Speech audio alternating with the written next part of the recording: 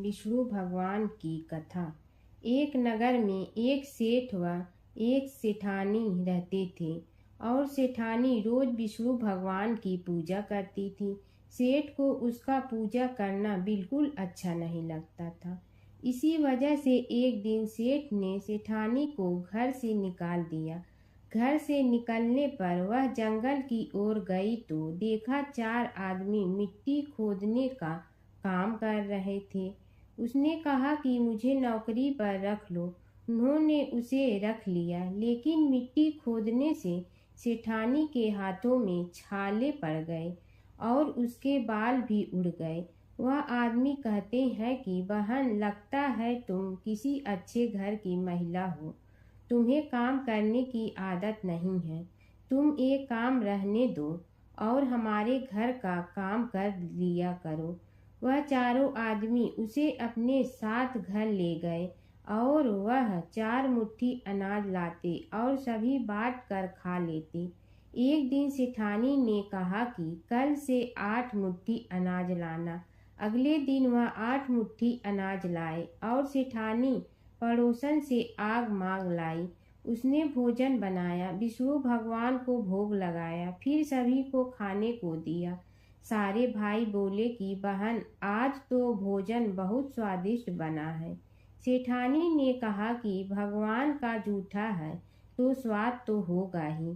सेठानी के जाने के बाद सेठ भूखा रहने लगा और आस पड़ोस के सारे लोग कहने लगे कि ये तो सेठानी के भाग्य से खाता था। एक दिन सेठ अपनी सेठानी को ढूंढने चल पड़ा। उसने ढूंढते हुए वह भी उस जंगल में पहुंच गया जहां वह चारों आदमी मिट्टी खोद रहे थे। सेठ ने उन्हें देखा तो कहा कि भाई, मुझे भी काम पर रख लो। उन आदमियों ने उसे काम पर रख लिया, लेकिन मिट्टी खोदने से उसके भी हाथों में छाले पड़ गए और बाल उड़ने लगे।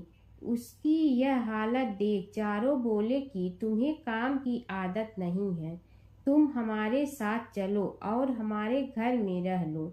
सेठ उन चारों आदमियों के साथ उनके घर चला गया और जाते ही उसने सेठानी को पहचान लिया, लेकिन सेठानी घूंघट में थी तो सेठ को देख नहीं पाई।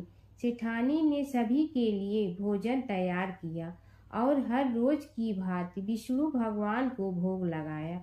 उसने उन चारों भाइयों को भोजन परोस दिया, लेकिन जैसे ही वह सेठ को भोजन देने लगी तो विष्णु भगवान ने उसका हाथ पकड़ लिया। भाई बोले कि बहन, ये तुम क्या कर रही हो? वह बोली, मैं कुछ नहीं कर रही हूँ, मेरा हाथ तो विष्णु भगवान ने पकड़ लिया है। भाई बोले, हमें भी विष्णु भगवान के दर्शन कराओ। उसने भगवान से प्रार्थना की तो विष्णु जी प्रकट हो गए। सभी ने दर्शन किए। सेठ ने सेठानी से क्षमा मांगी और सेठानी को साथ चलने को कहा। भाइयों ने अपनी बहन को बहुत सा धन देकर विदा किया। जब सेठानी के साथ सेठ भी भगवान विष्णु की पूजा करने लगा और उनके परिणाम से उनका घर अन्न धन से भर गया।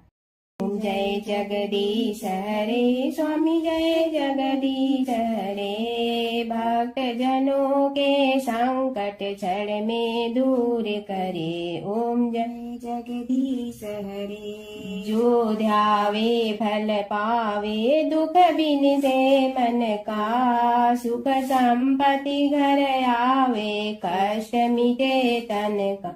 ओम जय जगदीश हरे। मात पिता तुम मेरे, शरण कहूँ किसकी। तुम विनय और न दूजा, आस करूँ जिसकी। ओम जय जगदीश हरे।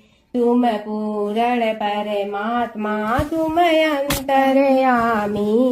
पार ब्रह्म परमेश्वर, तुम सबके स्वामी। ओम जय जगदीश हरे। तुम बिंदा के सागर, तुम पालन करता। मैं मूर्ख कल काम, कृपा करो भरता। ओम जय जगदीश हरे। तुम हो ये कय गोचर सबके प्राणपति, किस विधि मिलूं दया में तुमको मैं कुमति। ओम जय जगदीश हरे। दीन बंधु दुख हरता तुम रक्षक मेरे, अपने हाथ उठाओ द्वार पड़ा तेरे। ओम जय जगदीश हरे। विषय विकार मिटा पाप हरो देवा, श्रद्धा भक्ति बढ़ाओ संतन की सेवा। ओम जय जगदीश हरे। तन मन धन सब तेरा, स्वामी सब कुछ है तेरा।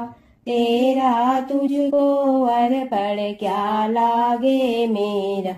ओम जय जगदीश हरे। जय जगदीश हरे। स्वामी जय जगदीश हरे। भक्त जनों के संकट क्षण में दूर करे। ओम जय जगदीश हरे। स्वामी जय जगदीश हरे।